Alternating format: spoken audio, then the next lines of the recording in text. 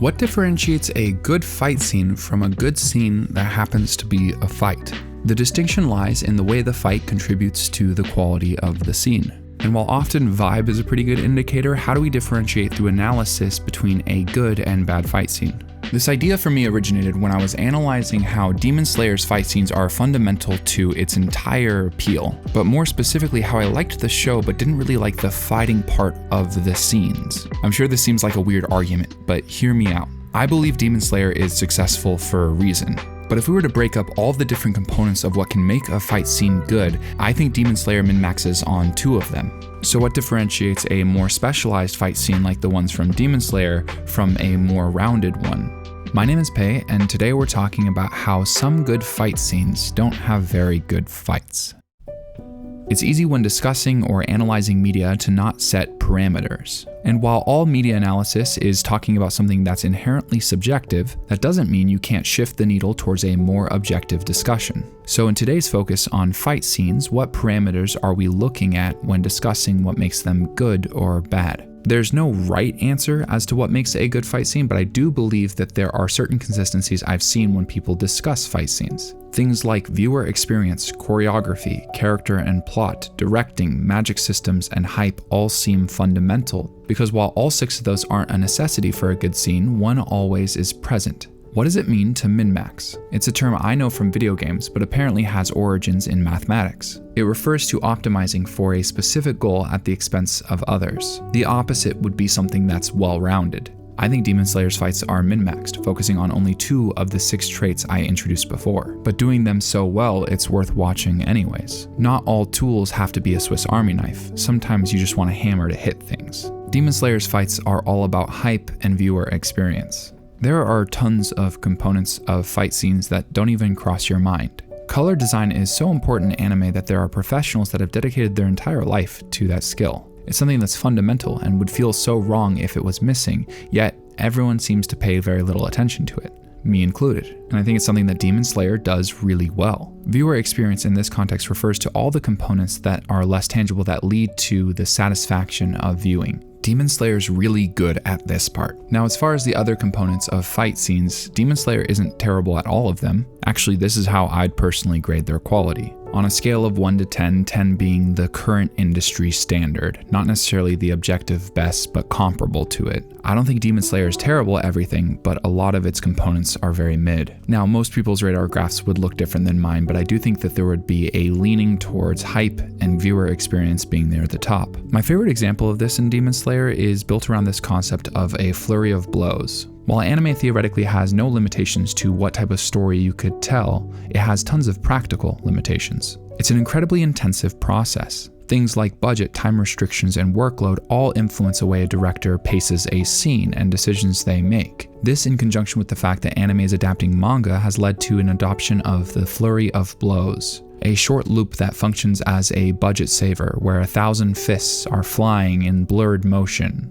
It's a way of padding out fight scenes when you have time to fill. While this historically has functioned as a way of saving budget, Demon Slayer uses it as a way of showcasing just how technically skilled their animation process is, animating each individual blow and slice. It's something that no one else up until this point had really done to the same extent. And it works beautifully in conjunction with the 2 parameters I think Demon Slayer cares about most: hype and viewer experience. But not all fight scenes are min-maxed, focusing on specific parameters. Now, what does it mean to be more rounded? And are there any fight scenes that are jack of all trades while still being outstanding in some? Yes, I think there are prime examples of this, like the entire series of Avatar: The Last Airbender, or some of the outstanding fights from the 2nd season of Jujutsu Kaisen. Zuko vs. Azula, or every single Toji fight from JJK seem to swing so high on all 6 of these parameters. And the reason I wanted to discuss this is because some of my favorite parts of fights are the choreography and the way they apply to characters and plot, which I think Demon Slayer actually does very poorly. I kind of had this opinion for a while that Demon Slayer's fights weren't very good, but thinking that through was kind of weird because I enjoy Demon Slayer and I don't think it has a lot to offer beyond its fights. So if I didn't like the fight part of the scenes, why was I watching it?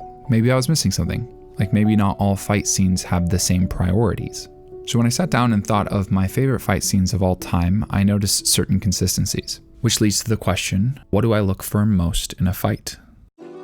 There's this outstanding video that's 9 years old now from a channel called Every Frame a Painting, which talks about Jackie Chan and more specifically his action choreography. When I think of some of my favorite fight scenes of all time, at the forefront of something I'm looking for is choreography.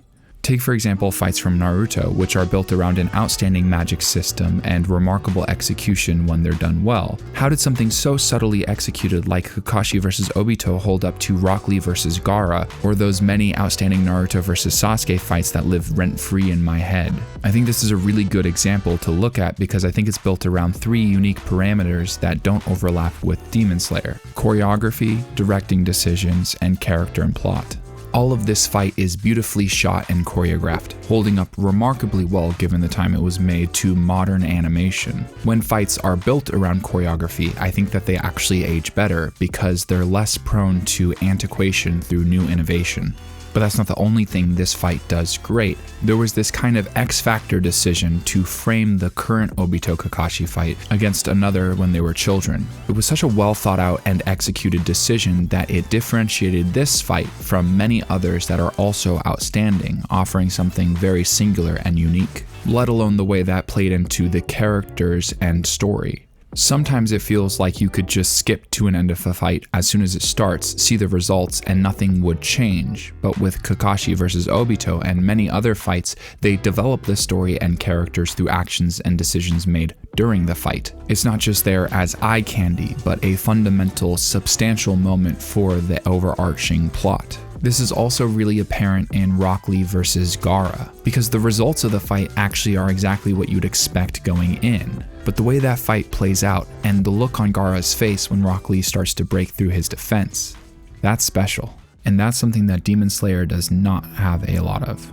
There are some exceptions, occasionally dipping into significant moments that happen during fights, decisions that challenge characters and their entire arc, but mostly Demon Slayer is carried by its hype and viewer experience. And a great example of this is how lackluster Demon Slayer's magic system is. One of my most popular videos was specifically talking about Zenitsu as a character archetype, and I pointed towards this video from a YouTuber named Captain Mac that made a couple really compelling points. One of my favorites was this argument about the magic system. There's never a moment in this series where Tanjiro is at a disadvantage because he's a water breather. There's never a moment where 2 characters trade opponents in order to get a better matchup. It's completely meaningless flash with no substance. If you think I'm wrong, then tell me the difference between the following attacks: sound breathing, 4th form, water breathing, 4th form turbulent, and beast breathing, 5th bang. The answer is that there is no difference. They're each representative of multiple slashes in multiple directions, meaning that there is no real difference between them besides how they're presented visually. Demon Slayer's magic system isn't only flawed, it's riddled by the curse of expectations. Constantly, it alludes to being something bigger than it ends up being. The only intriguing part of Demon Slayer's magic system is the demon arts, but even those are never really explored so far in a way that's very interesting. But the point of this video wasn't just to focus on Demon Slayer. I actually wanted to focus on one specific set of fights from Season 2 of Jujutsu Kaisen. A set of scenes that not only does everything really well, but some of them at a world-class level. Spoilers for up to Season 2, Episode 4 of Jujutsu Kaisen. There are 3 primary characters that are really important for the context of these fights. The first 2 are young and overwhelmingly powerful Jujutsu sorcerers, one of which, by the way, in this universe has essentially been established as Superman, someone who's given not 1, but 2 completely overpowered abilities. But that's the first part of what makes this fight so interesting. Because while Superman had kryptonite, Gojo had Toji. All 3 of these fights that happen across these 2 episodes are overwhelmingly beautiful, consisting of one of the best viewer experiences available in fight scenes in anime and strong choreography. The way the magic system works in this fight is also outstanding. Gojo, like Gaara, was given so much power in the magic system Jujutsu Kaisen established. Toji was given the opposite. Following the same archetype as Rock Lee, he doesn't have access to this world's magic, but in exchange is given something called the Heavenly Pact, giving him access to overwhelming power and speed. That, paired with some incredibly clever solutions and items, results in a fight where Superman loses. And because of that, there is serious consequence for the plotline and characters. This section of the story is a prequel, so it's a fundamental part of the Gojo that we know from the rest of the story. Then there's a directing decision that anyone who's watched Jujutsu Kaisen will vividly remember. That's paired with a second outstanding fight with remarkable execution. A scene so good that on its own it would have been breathtaking, but in context somehow falls into the last place position, which leads to this accumulated final conflict. It's a fight that's fundamental to the story and characters, one where you're engaged the entire time. It almost seems perfect, and it ends with such remarkable hype. It's a reminder of everything fights can be in shows, one that can be carried by any individual component, yet somehow so cohesively engages in all of them.